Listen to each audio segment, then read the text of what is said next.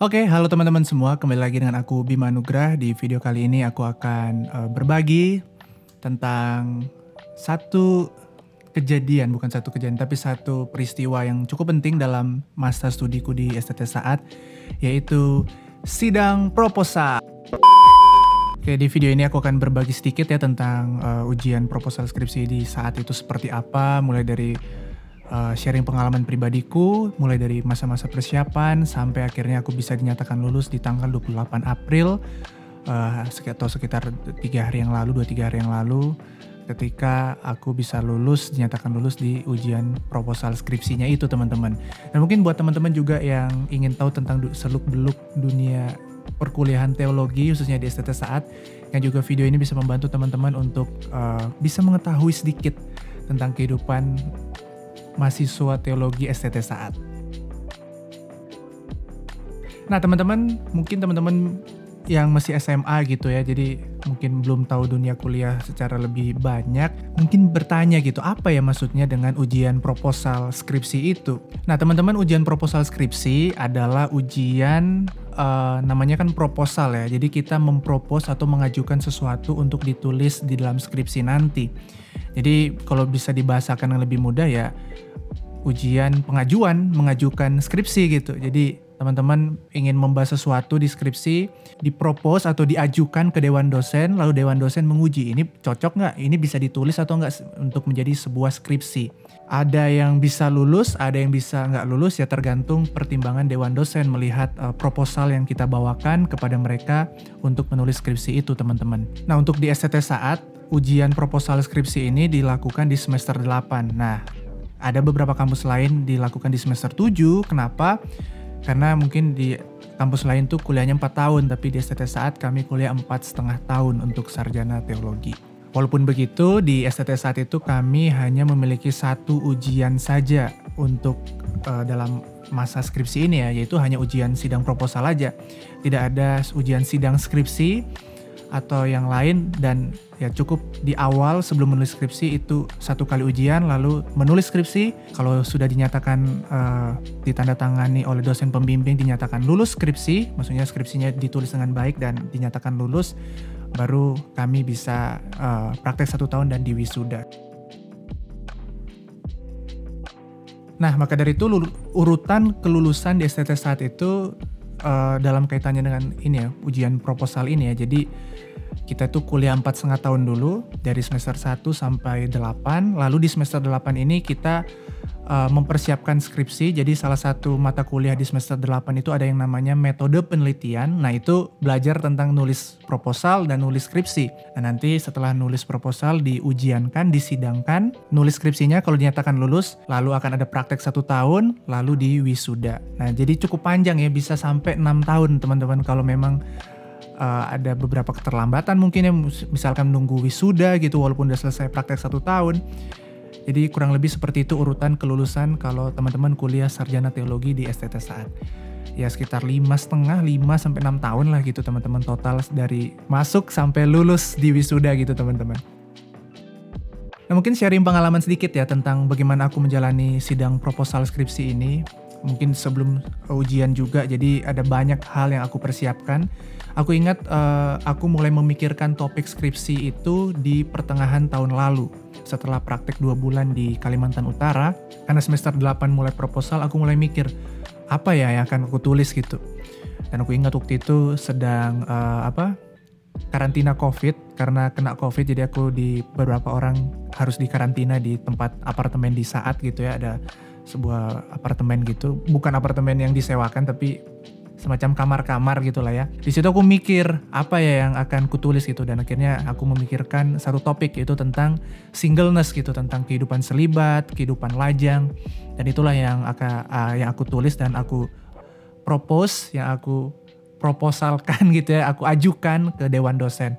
Nanti judul lengkapnya akan ku kasih ya teman-teman. Jadi pas waktu itu nyari-nyari sumber ya, terus nemu beberapa sumber yang baik, lalu mulai aku baca buku-buku yang berkaitan dengan kehidupan selibat dan kehidupan lajang.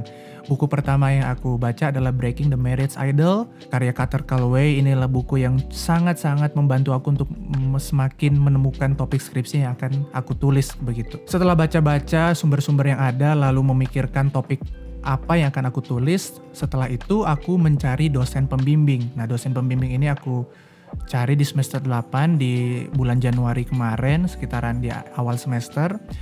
Tentu aku doain dulu karena ini cukup krusial ya untuk kelanjutan skripsiku.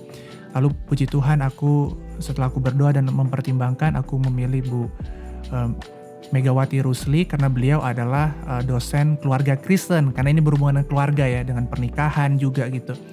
Nah, makanya aku pikir kayaknya cocok Bu Mega yang adalah dosen mata kuliah keluarga Kristen aku di semester 6. Maka dari itu aku memilih beliau dan puji Tuhan beliau juga bersedia untuk membimbing aku untuk penulisan skripsi ini.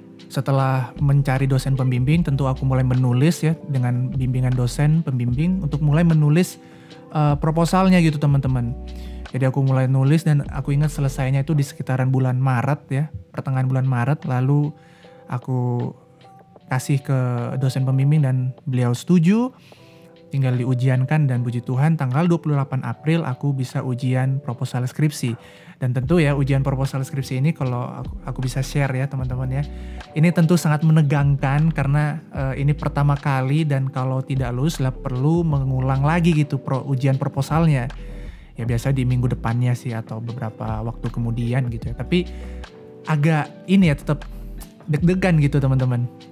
Tapi puji Tuhan kami satu angkatan yang sarjana teologi, Tuhan berikan kesempatan untuk lulus di ujian pertama sehingga tidak ada yang perlu mengulang gitu teman-teman. Dan tentu ya ketika dinyatakan lulus dalam ujian proposal ini aku sangat-sangat senang gitu karena dan terharu banget ketika dinyatakan lulus oleh Bu Mega dan Ibu Ingsian yang adalah dosen pengujinya.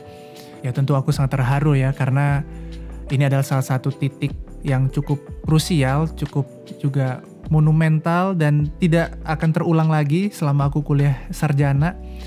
Jadi aku sangat terharu waktu itu ketika dinyatakan lulus oleh dosen pembimbing Bu Mega dan dosen penguji Bu Ingsian saat itu teman-teman. Lalu sekarang setelah sidang proposal skripsi ada beberapa masukan untuk proposal itu, maka dari itu aku perlu merevisinya lagi, diberi waktu 2 minggu. Lalu setelah itu aku bisa memulai nulis skripsi, diberi waktu 1 semester teman-teman di saat. Jadi setelah 1 semester kalau belum menyelesaikan skripsinya akan dikenakan denda gitu teman-teman. Aku lupa ya entah per bulan atau per semester, tapi seingatku per bulan, tapi intinya ada denda keterlambatan gitu teman-teman.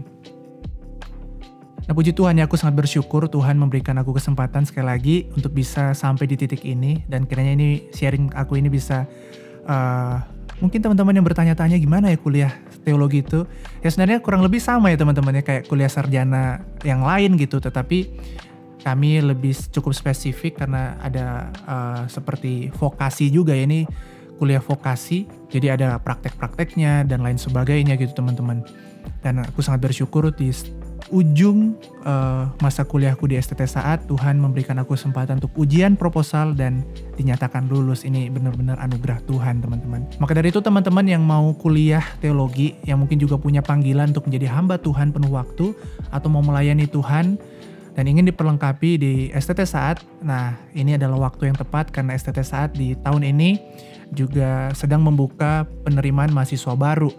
Jadi nanti teman-teman bisa lihat jadwalnya, nanti akan kubagikan di deskripsi di bawah di video ini gitu ya teman-teman ya. Dan mungkin kalau teman-teman juga masih menggumulkan, ya setiap tahun tentu STT Saat membuka pendaftaran itu gitu ya. Kiranya teman-teman bisa menggumulkan terus panggilan itu di hadapan Tuhan. Dan jikalau teman-teman sudah yakin dan di dalam pergumulan itu Tuhan menuntun teman-teman untuk menjawab panggilan Tuhan, nah aku menyarankan STT Saat untuk menjadi tujuan teman-teman menempuh kuliah atau studi teologi untuk mempersiapkan teman-teman. Oke teman-teman, terima kasih. Demikian sharing singkatku tentang ujian proposal skripsi di Saat. Kalau teman-teman mau sharing atau mau bertanya, silakan teman-teman sampaikan di kolom komentar di bawah. Dan seperti biasa, terima kasih telah menonton dan sampai jumpa. Tuhan memberkati. Dadah.